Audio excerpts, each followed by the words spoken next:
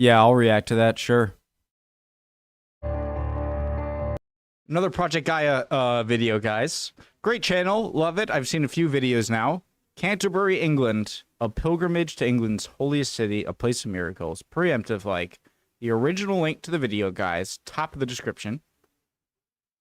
Below that, link to the Discord and other cool stuff. Hope you're all doing well. Let's go.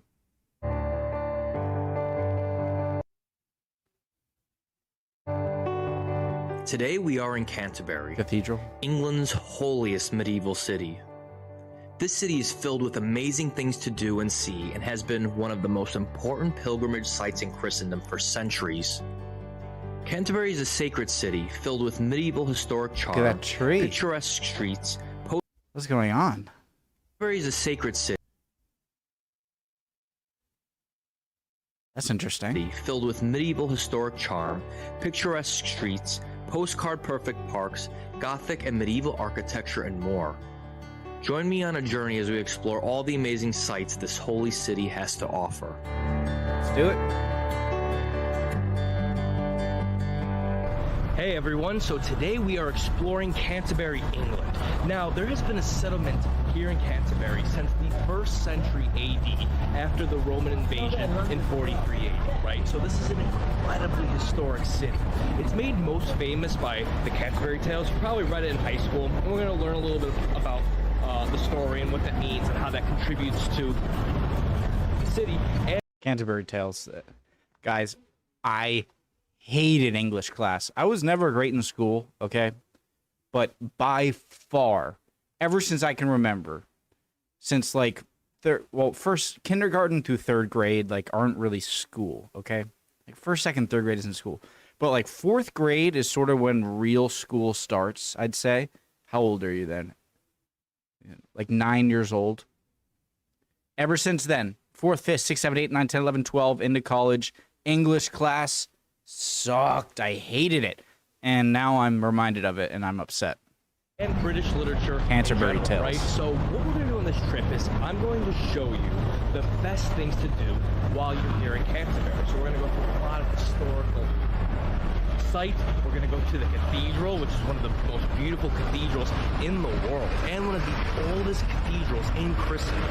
So this is an incredibly historic city. Let's begin. Canterbury oozes medieval charm, and you will feel this immediately as you enter the city center. Small alley-like streets bring you into a world that almost feels forgotten. Medieval timber frame architecture surrounds you as you peruse this fascinatingly preserved medieval city.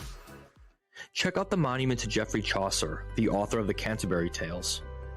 This medieval literary work put Canterbury on the map.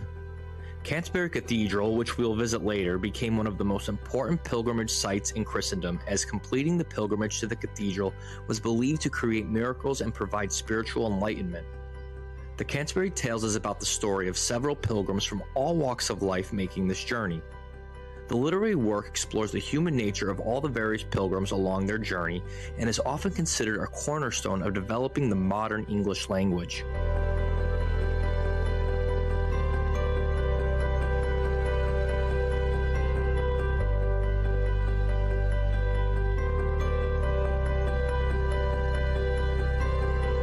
Love the narrow streets. So where we are now is Butter Market Square. Like right here, it looks like maybe like a horse and buggy could go along it. Or there is so much. I say this a lot, but I want to try and get better at saying it. There's so much personality to your cities because it feels like a super old city that has evolved over centuries, and it feels like that because it is. But I hate how modern and boring American cities are. They're so boring. There's so much you want to know, like, what was this? What did this look like through the ages? This sort of alleyway here.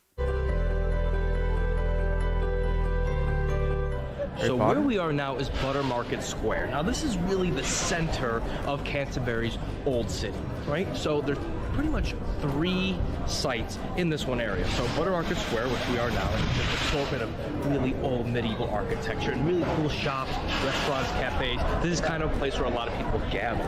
Right, so you have this. Then within the square, you also have the gate to Canterbury Cathedral, right? So this is the same gate that all the pilgrims would have went through on their pilgrimage to Canterbury Cathedral. Follow in the steps of millions of pilgrims before you as you pass through Christ Church Gate. This amazingly ornate gate was completed in 1520 and ceremoniously welcomes you to the amazing Canterbury Cathedral.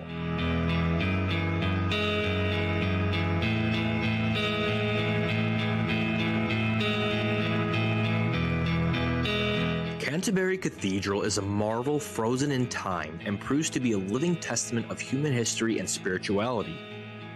This masterpiece has stood for over 1,000 years, and its fascinating Gothic architecture and intricate stonework make it a truly inspiring place to pray, meditate, and reflect.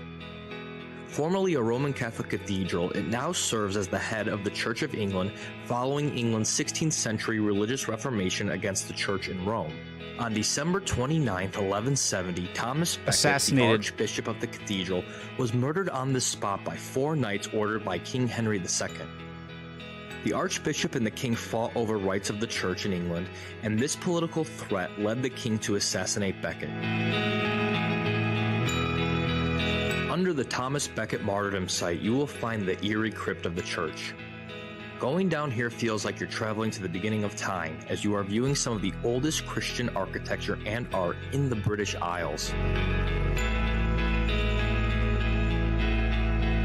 Next, make your way outside the cathedral. Here you will find amazing Gothic architecture, fascinatingly intricate and ornate stonework, and some beautiful English gardens. From here you can marvel at the immense Gothic beauty of the cathedral from the serenity of nature. Oh, sorry. Almost bringing oh my god. Too many tabs. Oh god. Gothic architecture in Europe that lasted from the mid-12th century to the 16th century, particularly a style of masonry building characterized by cavernous spaces with the expanse of walls broken up by overlaid tracery. Okay. Meditative and spiritual, and some beautiful English gardens. That's a really well-fitting, whatever you call these things, the head hole things. From here, you can marvel at the immense beauty of the cathedral from the serenity of nature, almost bringing a meditative and spiritual aura to your entire experience.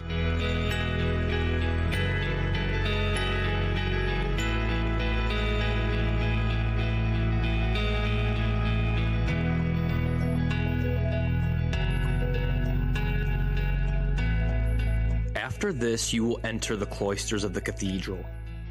Cloisters refer to covered corridors that look out into a central square or garden, usually adorned with intricate designs, fascinating stonework, and amazing detail. Very nice. Cloisters are common in medieval architecture, particularly in churches and other religious buildings, and the cloisters in Canterbury Cathedral are often considered some of the finest in the world. Look at all of this. Archbishop Thomas Becket was very much loved, and after his murder or martyrdom, it was rumored that pilgrims who went to visit his shrine received miracles from God, including several healings of ailments and solutions to life's various problems. This news spread like wildfire across Britain and Europe, and pilgrims began arriving in droves to crawl up the stairs on their hands and knees, which is why these very stairs are sloping. They came here to pray at the shrine of Thomas Becket, which is marked by this ever-lit candle. Originally on this site stood a beautifully intricate shrine to Thomas Becket, but following the expulsion of Roman Catholicism from England by King Henry VIII in the late 16th century, the shrine was demolished and cast out as archaic Catholic idolatry.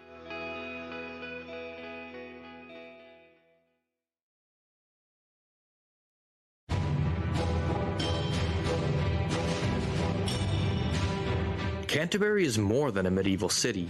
It also has a history dating back to antiquity and was the former Roman city of Duro Vernum Cantiacorum.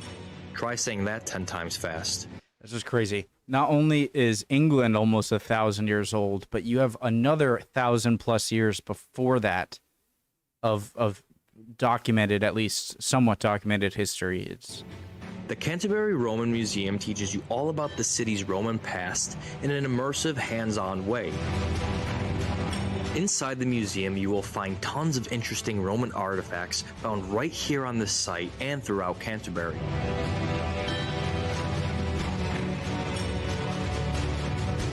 Looking back at the Roman Empire is such a weird feeling because it seems like a rare point in history where the people a century after the collapse of the Roman Empire in a lot of places in Western Europe seemed less capable city builders and just artisans than before. Like, imagine living in a time where people from centuries in the past actually had a greater and more capable society than you did. Maybe you can argue against that in some ways, but it's weird looking back at the Roman Empire that they were just so good at so much. Guys, this is my first video of the day, so my words are coming slowly. Yeah, I love learning about the Roman history for that reason. Jesus, I can't think. Interestingly, the museum was built above a Roman villa. This was found in the mid-20th century after the site was discovered after some heavy construction and digging.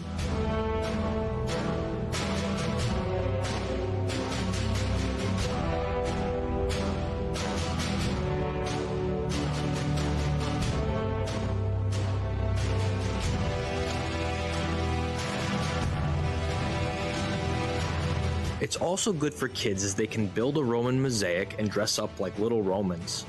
Adults can dress up too.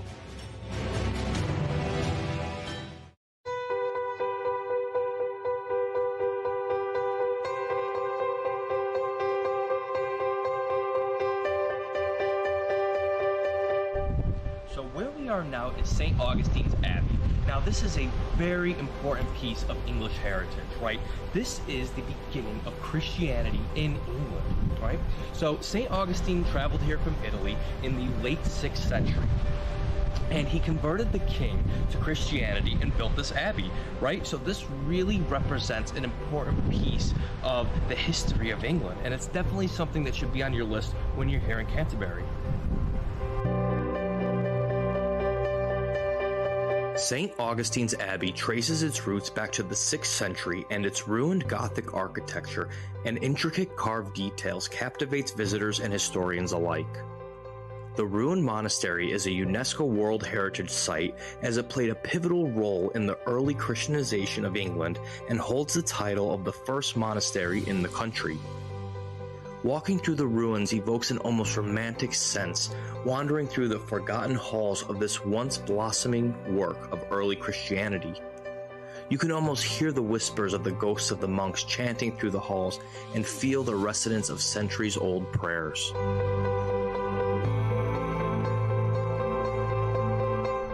So where we are now is the crypt. Now, what is the crypt? If you look a little earlier, rewind the video, at the crypt at Canterbury Cathedral, it probably looked very similar to that, right? And what this basically was a small part of the cathedral, basically the basement of the cathedral, where a lot of religious rituals took place. So that's where we are now. I mean, now it looks like a cool ruined, almost like maze here, but that's what this represented. And there was a lot of famous saints that were buried within this crypt or right above this crypt, and pilgrims from all over Britain and Europe would come here to see them. So it's a very important piece of the abbey.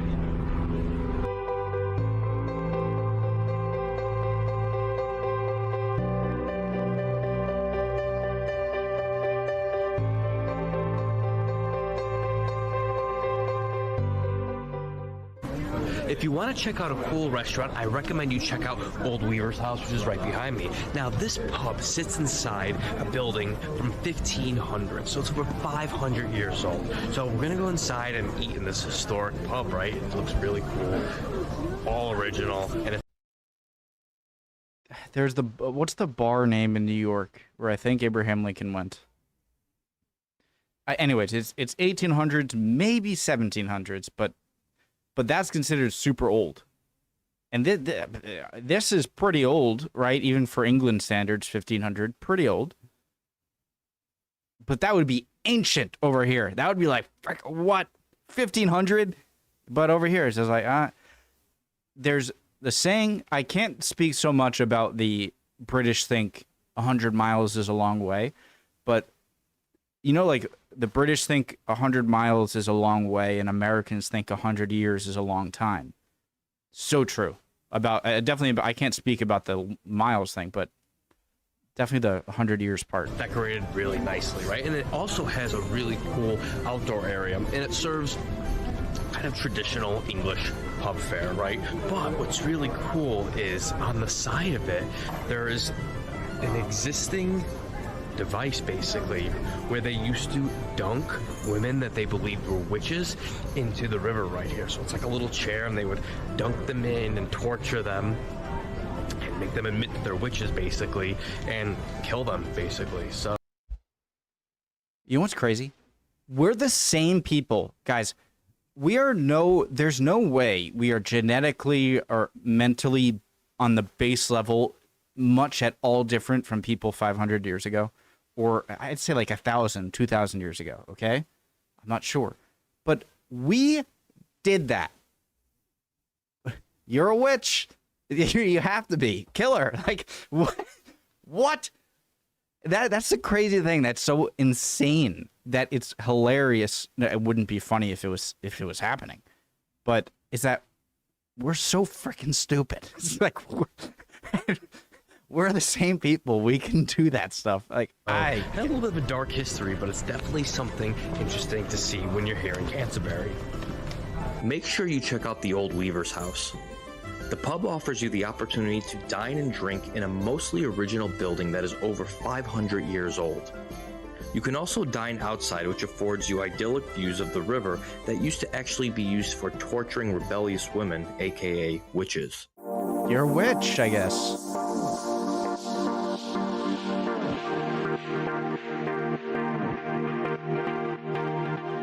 So one thing that you're going to notice for sure when you're walking around the streets of Canterbury is that it has a very young vibe, right? So there are a lot of students here. So I really didn't understand why, because when I got here, there was just a Big lot of contrast to teenagers, the old buildings. 12 to 17-year-olds. And I found out that there are a lot of schools and universities here. And in fact, there's one really good university that people come from all over the world to come here to. So you're going to get that. You're going to get a very young vibe. You're going to get a very kind of party vibe, right? So last night, I mean, next door to my hotel, They're wearing the hats. very kind of Look. party vibe, right? So last night, I mean, next door to my hotel, there was a Hiccups. club that called Socialite Rooftop Club, and they were going hard all night, dancing, DJs, and then you get a rowdy vibe, right? So at like 3 or 4, you know, there was singing. So it's cool for young people, or if you like that young energy.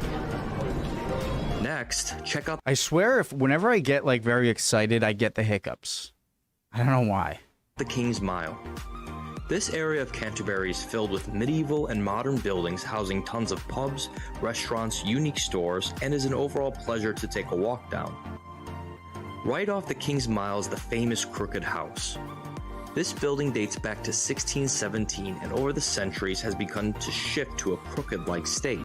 That's not the Crooked House. I saw the Crooked House. It was in Suffolk. No, it wasn't in. What was the other video? There are more crooked houses, I guess. Well, they were probably constructed similar ways, and so there are probably a few crooked houses. The building is now the home of an attractive bookshop and is amazingly interesting inside and out.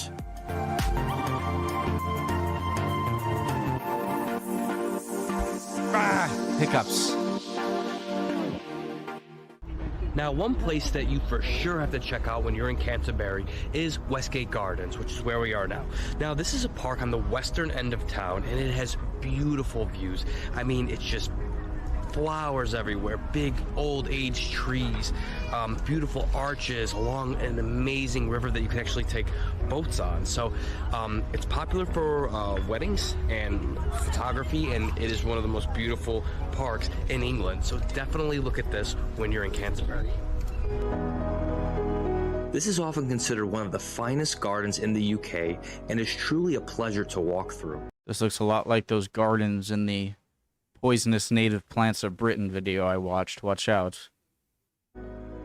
I think Westgate Gardens really represents the beauty of Canterbury. It blends old with new and celebrates life, spirituality, charm, and makes you feel connected to something higher, just like Canterbury itself. Okay guys, this was Canterbury.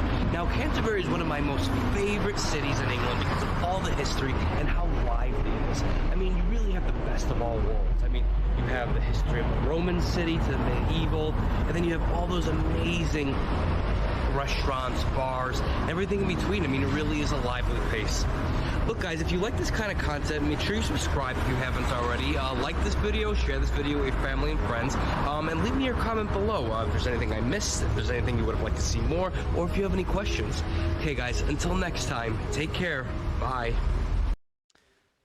Seems like a great guy, and just I think he should keep doing this stuff. He makes great videos and deserves much more subscribers, so I'm sure he'll get more. Yeah, really interesting. I love these different videos about different places in Britain, obviously. Would appreciate any comments down below. Love you guys. Hope you're doing well. Would love if you liked and subscribed. And hopefully I'll see you next video, all right? Bye, guys.